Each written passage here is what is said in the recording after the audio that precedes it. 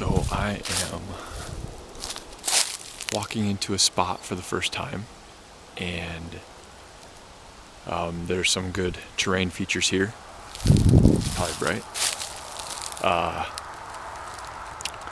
There's some serious swamp back there, and there's a couple of fields, and there's some good terrain features as far as funnels go. So I want to get a good lay of the land, and I've hunted in this vicinity, but I've never scouted or been on this ground here. And I've always looked at it on the map and thought it was an interesting spot that I wanted to check out. So I'm going to get out there after some aerial scouting that I did. There's some spots that I want to go look at, and I'm going to see if I could put the pieces of the puzzle together and maybe plot out a couple of tree stand locations. So follow along.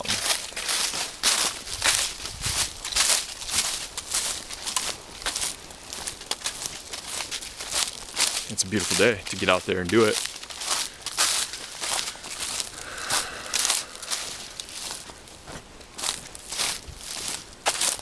So many of these spots,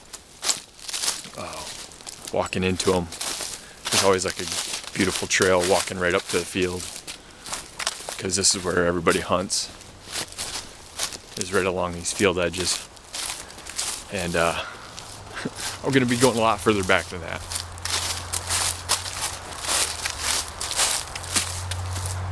It's like if this was how the walk was all the way back, that would be fantastic, but it never is the case.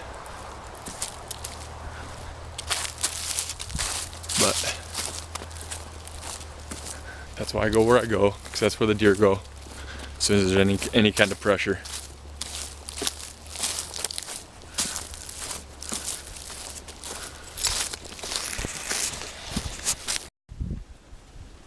So where I'm at right now is a tip of a point right over here, and you can see behind me that is some really thick and nasty stuff. I found myself just wandering through what normally is a bog, just like a marsh area, and you can't make heads or tails of it because it's just the same thing everywhere back there. And so what I did is I just what I do when I'm scouting a lot is I just kind of center myself into where I'm gonna be walking along the transition line. And I looked at my map after I'd walked for, I don't know, maybe 100 yards, and I followed the transition line from the aerial map perfectly without even knowing it. And it's not that big of a difference. Like if you look around, these trees aren't that big of a difference, but it's the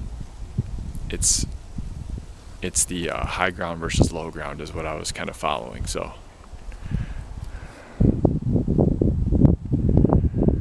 like out there is the low ground, and then up here you got the high ground. And so, it's not that big of it's not obvious. You kind of have to look at it, but I walked right along the transition line the whole time. So now I'm going to go and walk into some of this nasty stuff. I'll find a trail that's going through it and see if I can find some bedding.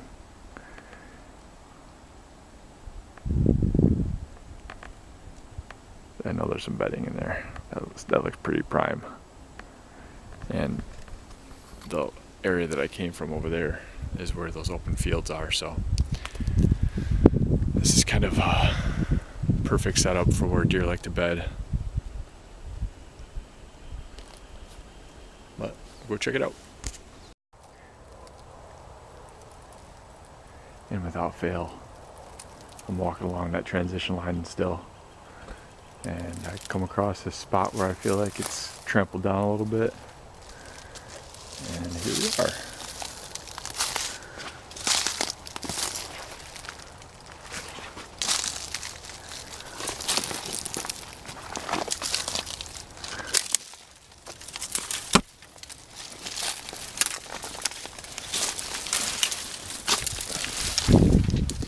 be whenever I'd find a trail.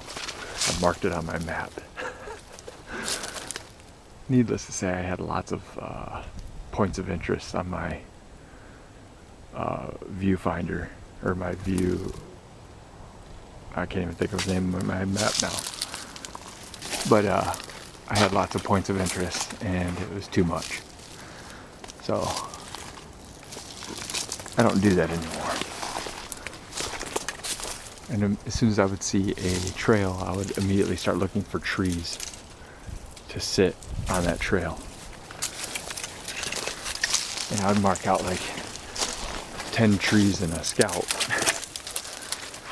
Again, not being very efficient with it, because if you just keep following the trails, you're going to find a spot where maybe 2 or 3 trails come together. And that's a spot where you want to start looking for trees. We're going to do that right now. It's a pretty interesting little spot right here, where I had quite a few trails coming together. And it looks like somebody already has done this scouting before me.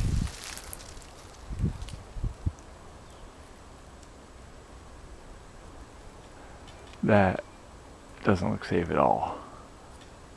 And I would venture to bet that this hasn't been used in a couple of years. That ladder is really flimsy.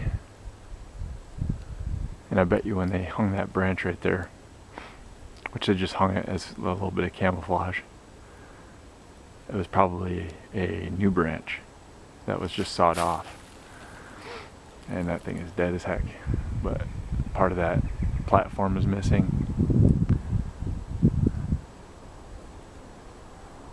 Those straps look really old. The chain is rusted. So this potentially still could be a good spot if I don't find any more tree stands.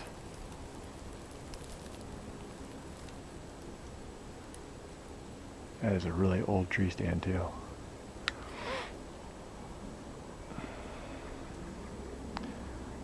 But I think whoever was sitting in it probably saw some deer back here, right on the transition line.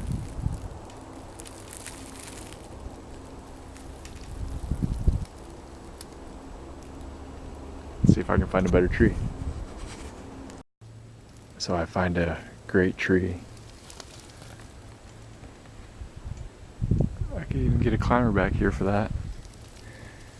And it's surrounded by trails. There's a big trail that goes, heavily used trail that goes in through there. There's one that comes from that direction. There's one that comes from right over there. This is like a perfect little spot. And this is a perfect sized tree. And then there's a trail right over here. And I walk back in here to come up to the tree to maybe clear myself a little path for if I ever want to walk back in here with the tree stand. And I'm like, well, this kind of looks like a buck bed. It's all matted down right here in this spot right there. Nice and thick right around here. It's like, oh, this is where I'd want to bed down if I was a buck, with all this thick, nasty, high twig count area around me. And then you look closer, and all of this is all nipped off. It's all getting eaten on. I didn't see any hair in the bed, but that's matted down just like a normal buck bed, and then, or a deer bed in general. And then you look over here, and a nice rub on the tree. I don't know if you can see that because it's kind of dark, but that's a pretty good rub. So it's a good spot for a reason, because a buck is bedding in here. But that makes it difficult to use this tree. So that's not really I mean, maybe during a rut, but can't do that early season, late season, when they're just food to bed, because they get in here way too early.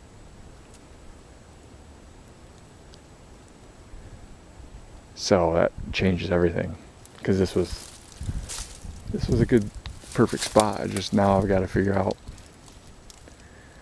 where he's going from here. He'd be bedding down he could bed either way. So I'll have to figure out the winds and figure out which one's his entrance, which one's his exit. That's one of them, and that's the other one. And I'm guessing because there's more opportunity for food over there, that's probably the exit that way. So back over where that other tree stand was, maybe a little bit further back is where I'd want to set up. Pieces of the puzzle. Alright, let's follow his trail. So he could keep going that way. That's the primary trail right there, leading out that way. More mature bucks tend to have their own trails, and that's why I looked over here, and this looks a little bit more realistic, like he's climbing in through here. It's all beaten down right there.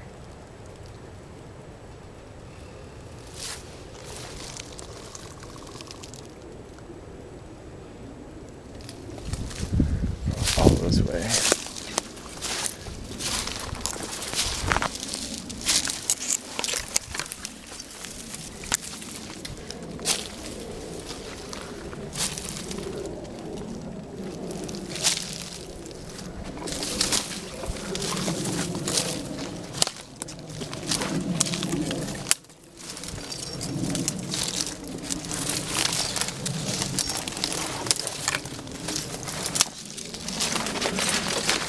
Forgive the camera work while I'm making my way through this nasty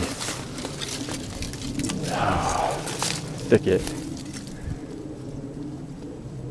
Looks like there might be a potential tree stand tree over there. These are all really small.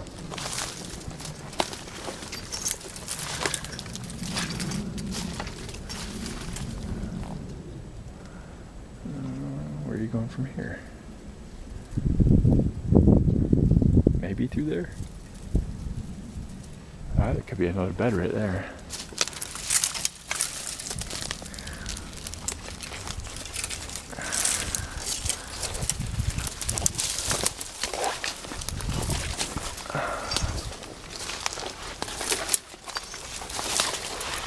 Oh yeah.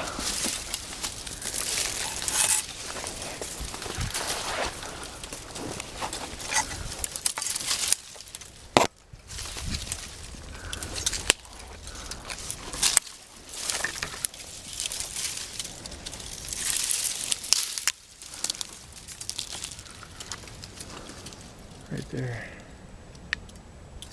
Look at all this. And you can get out that way. And back through that way. But this is nasty right here. Feel very safe with that to your back. There are quite a few deer beds right back in here.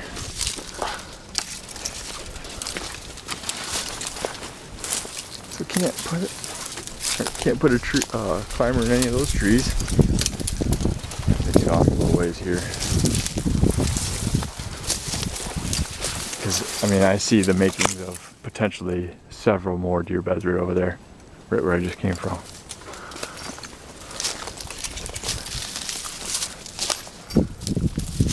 This is the trail.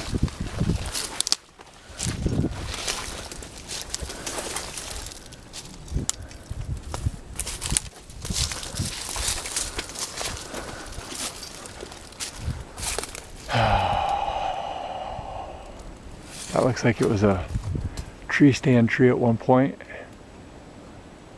All those sawed off limbs, old sawed off limbs.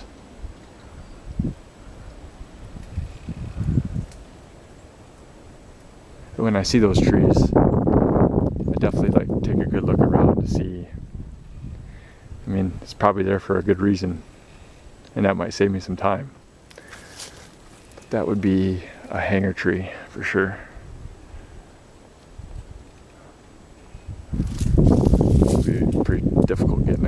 up there. But I don't think I want to be this close to those beds. But I don't want to lose these trails, so I'm gonna walk back in here a little bit. I'm gonna mark where that old tree stand was and just know that that's gonna be the area that I really kind of want to be at. Just far enough back to where I could potentially get up there and not make too much noise and spook anything that's maybe bedded down in this area.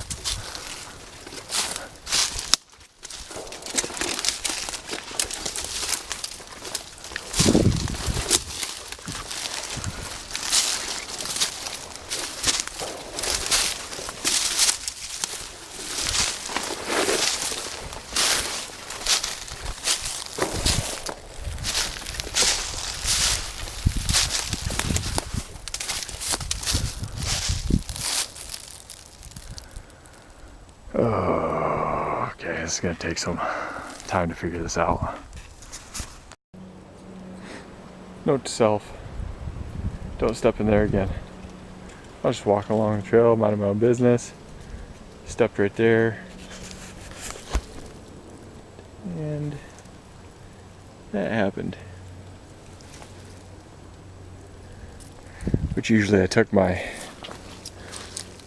pants into my boots, but it's hot today. On top of the fact that I always get a bunch of twigs and prickers down into the soles of my boots and makes it a pain in the butt to walk around. But yeah.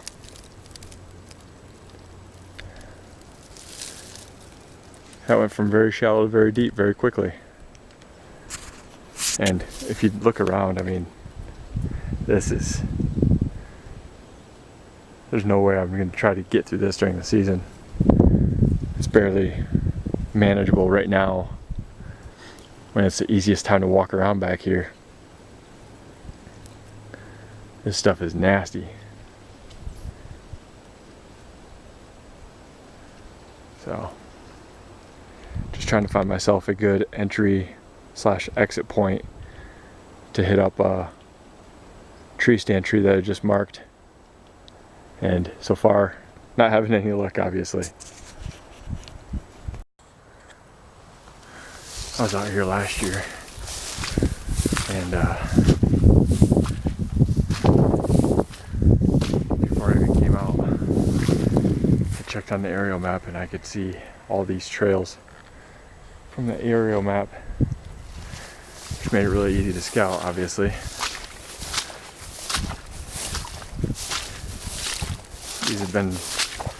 These same trails have been here for years.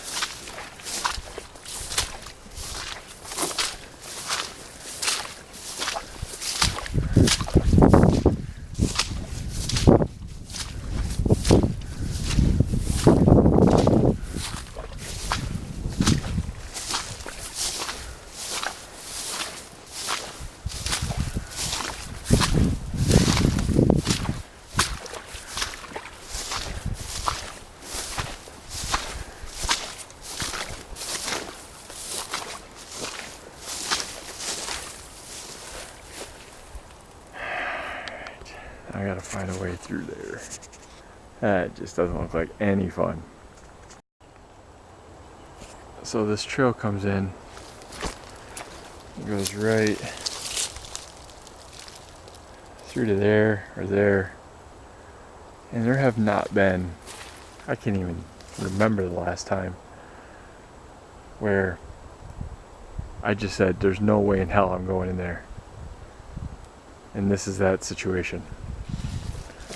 It is that thick. And it's not even, I mean, green up hasn't even happened yet. Not even close. It hasn't even started. There's no getting through there. So I'm gonna keep going this way and hope that somewhere it clears out a little bit.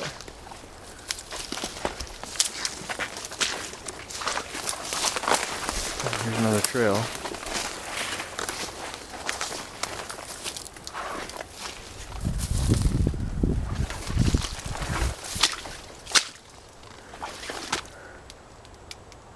That even looks like a pain in the ass.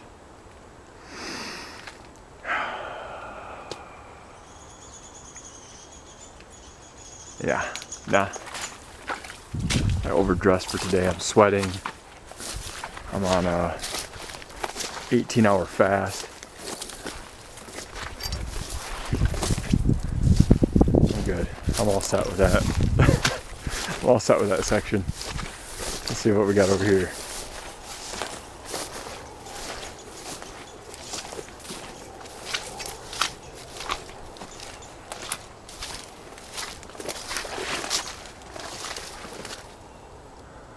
That looks a little bit better. Got a lot of deadfall. Alright, let me check this on the map. Well, they can't all be slam dunks, and this one, I just think because of the topography and just how thick and nasty it is in there, I don't know if that's going to be huntable.